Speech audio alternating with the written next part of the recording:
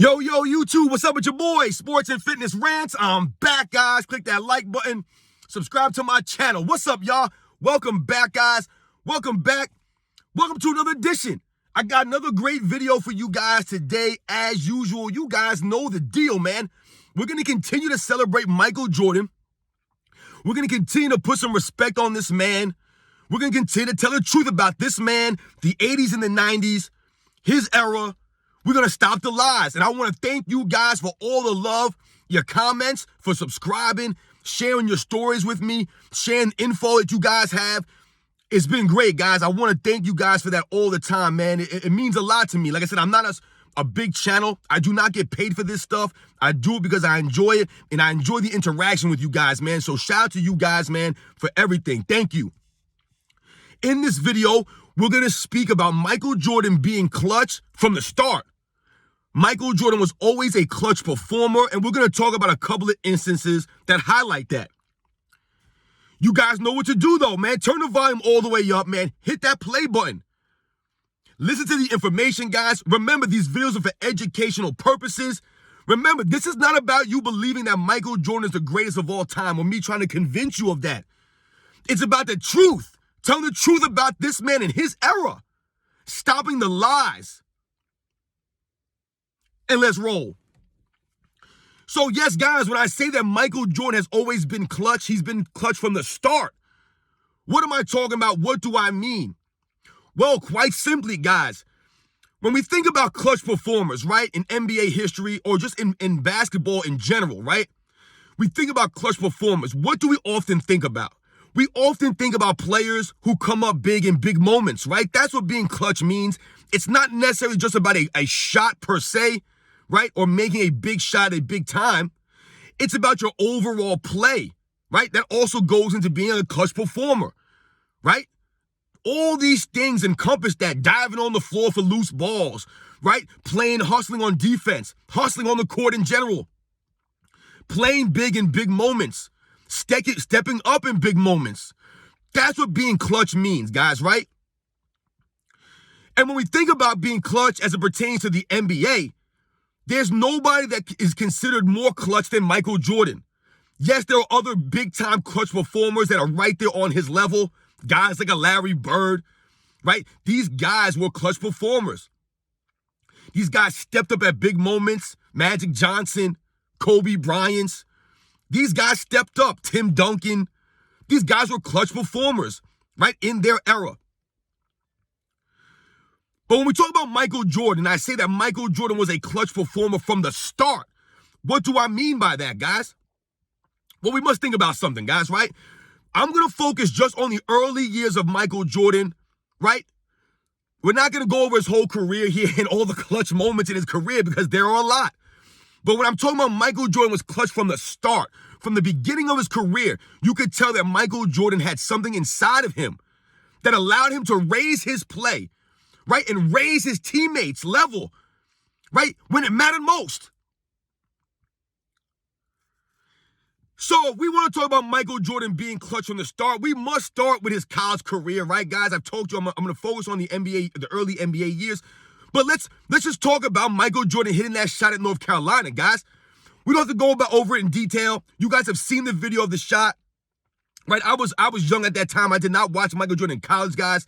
But we've all seen the video of the shot. And Michael Jordan was a freshman. It wasn't like Michael Jordan was a senior, guys, or a junior. You know, he had been playing in college for several years now, and he was an established player. This was freshman Michael Jordan, right, who made one of the biggest shots in North Carolina history, right? Georgetown was a powerhouse at that time. Like I said, Michael Jordan was a freshman and hits one of the biggest shots of his career, which put him on the map, right? A lot of times you'll hear Michael Jordan say that changed his name from Mike Jordan to Michael Jordan. That shot, right? It put him on the map. And that was pretty much the beginning of Michael Jordan's trajectory, right? And that was the first example that we had of Michael Jordan being a clutch performer, coming up big when it mattered most. And that would not be a fluke. That would be continued through Michael Jordan's entire career.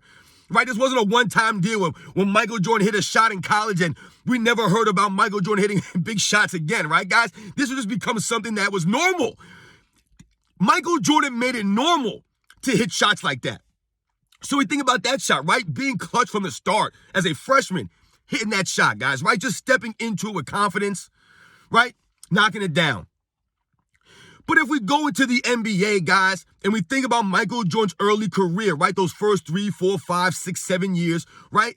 We think about certain situations or certain aspects or instances in Michael Jordan's career that highlights his clutch ability, his performance to raise his level, right? When it matters most. So if you guys remember when Michael Jordan first came in the league, he was known as a high flyer, right? Air Jordan.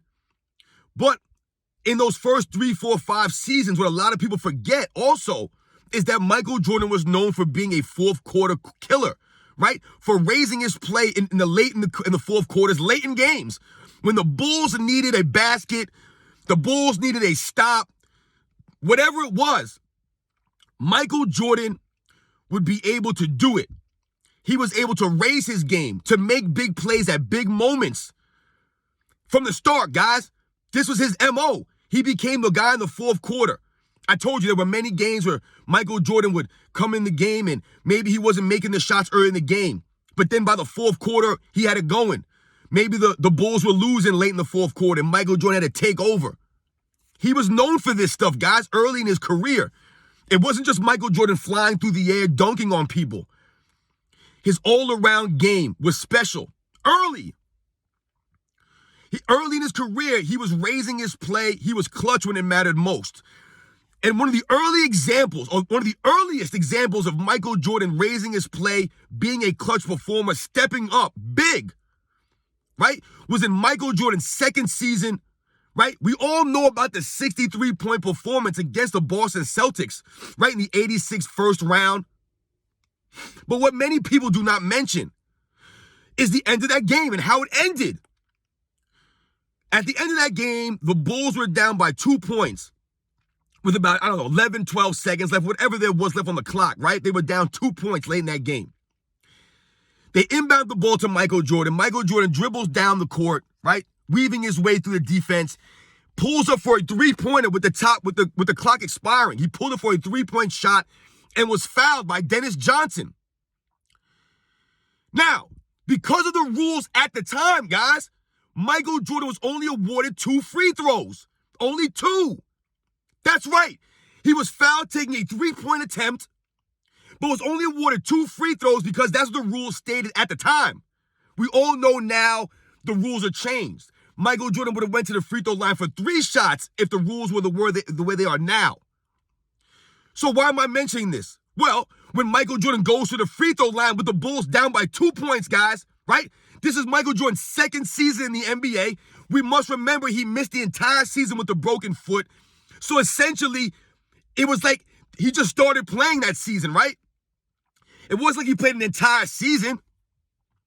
So we got to keep that in mind. So Michael Jordan has to step to the free throw line with zeros on the clock, guys. There was zeros on the clock. There wasn't 1 second left or 0.5 or 3 seconds or 7 seconds. There was zeros on the clock, guys. Zeros. Michael Jordan has to go to the free throw line and hit 2 free throws with nobody else on the court, guys. Nobody on the court, right? Because you guys know that how it works. Whenever you're shooting free throws with 0 time on the clock, everyone leaves the court and the person shooting the free throws is there by themselves. Now, guys, if you've played basketball, I don't care what level it was, then you know that shooting a free throw with no one standing there is a lot harder to do than it is with people standing there. When you're out there by yourself, it's harder. There's more pressure on you. All the eyes are on you. Everybody in the Boston Garden was yelling at Michael Jordan. They were booing Michael Jordan at the free throw line. They were doing all kinds of things to make Michael Jordan miss those free throws. But he didn't miss those free throws, guys. He didn't miss those free throws. Second year, Michael Jordan steps to the free throw line in hostile Boston Garden, down by 2, shooting 2 free throws with nobody else on the line. Michael Jordan sinks both of those. Now, we know the Bulls would go on to lose in overtime, but what I'm trying to highlight, right, is Michael Jordan's clutch play. his ability to step up at key moments early in his career from the start. That was proof right there, guys. Not many people would have been able to go to the free throw line after playing all those minutes, being that tired, right? With zeros on the clock, down by 2, your second season in the league, all the eyes on you, people yelling and saying all kinds of crazy stuff in the Boston Garden, and Michael Jordan steps to the line and sinks them both, guys. That's the kind of play that Michael Jordan was always known for. He didn't learn to be clutch or develop the ability to raise his play. He was always like that. He always had that inside of him. And that's one of the great examples right there, guys. Think about that. The Bulls should have won that series. They should have been able to win that game. Michael Jordan should have been awarded 3 free throws at that time. He was only given 2. Right? So that's one example early, right? We talked about the shot. We talk about this now in 1986. Now let's think about, I don't want this video to go too long though, guys. So let's think about the 1991 NBA Finals, guys. You know that I've talked about this many, many times.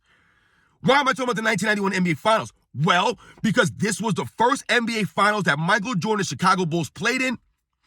And I'm gonna show you guys or explain to you guys how Michael Jordan was clutch and how he raised his play in the biggest moments of that series. So as you guys know, in 1991, the Bulls would make their first NBA Finals. They would face off against the Los Angeles Lakers led by Magic Johnson. And this was the first NBA Finals, guys, right? The first NBA Finals the Bulls would finally make. They would finally get past the Pistons, and they would face off against a very good, underrated Los Angeles Lakers team who had just beaten the number 1 seed Portland Trail Blazers in the Western Conference Finals. Just beat the number 1 seeded Portland Trail Blazers, so I believe won 62 games or whatever that season. So the Los Angeles Lakers were a very good team. I told you a lot of people were favoring the Lakers to win that series. Most people were picking the Lakers to win. And why is that, guys? Because of the experience or the lack of experience of the Chicago Bulls. A lot of people were pointing to guys like James Worthy, Magic Johnson, Byron Scott, AC Green. These guys having the experience over the Bulls to be able to beat them and out-execute them late in games. And what happened, guys, in game 1? The Lakers were able to keep it close, and Sam Perkins hit a 3-point shot at the end of the game to put them up. Michael Jordan would miss a game winner at the end of game 1. The Bulls would lose by 2 points, I believe.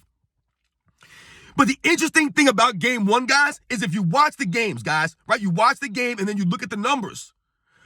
You can clearly tell that everyone on Chicago not named Michael Jordan was struck. They were like shell-shocked to be in the NBA Finals, guys. They were like chickens with their heads cut off. They didn't know what to do.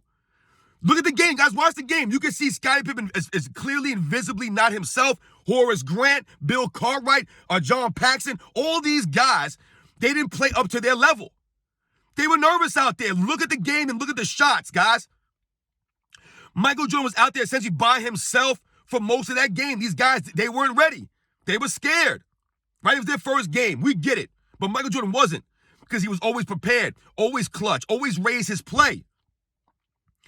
So, why am I saying that? I'm saying that to lead you guys into a game 3, right? Because we all know the Bulls lost game 1. They would come back and really dominate game 2, right? Michael Jordan would hit the switch hand layup we all know about, right? The iconic move. That was game 2, guys. So now we go to game 3. With the series tied 1-1, I've told you guys they're in LA now. It was 2-3-2 the format in the finals back then, which means the Bulls had 2 games at home. Then they had to play 3 straight on the road. 3 straight on the road, guys.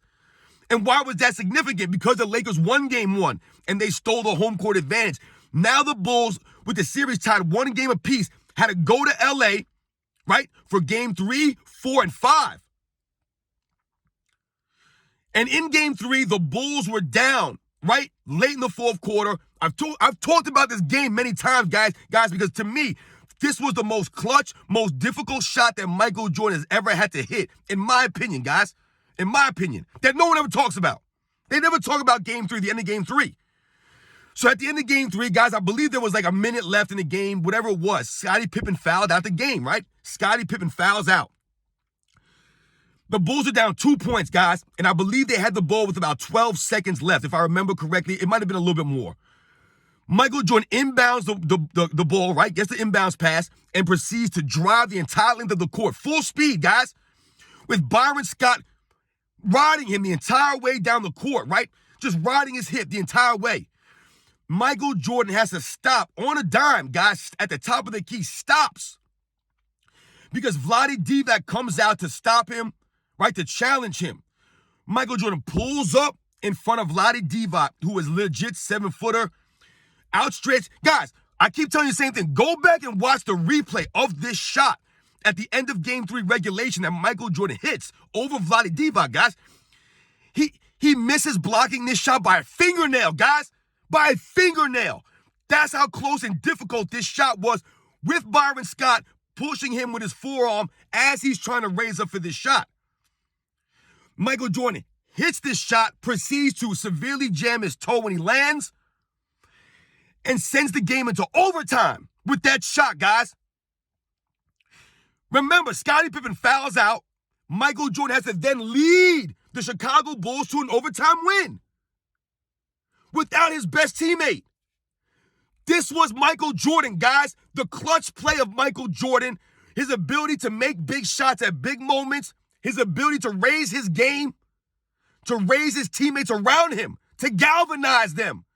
Even when Scottie Pippen was fouled out and it looked like things were going to be bad and they were going to go down 2-1, Michael Jordan was there to save them, to save the Bulls from being down 2-1. Who knows what would have happened at that point? The Lakers would have had the advantage. They would have been playing at home. They had the experience. But Michael Jordan wouldn't allow it to happen. So, guys, I've given you a couple of examples of Michael Jordan early in his career, right? Moments that Michael Jordan had to come up big, in a big moment, right? Maybe it was the free throws. It was the jump shot at North Carolina. It was the shot in 91 and then the play in the overtime, right? It wouldn't have been enough just to make the shot at the end of Game 3 and to send it to overtime. He also had to finish the game off. And I believe in that game, he played like 53 minutes or something like that. Like, I think he only sat up like 1 minute of that game, guys.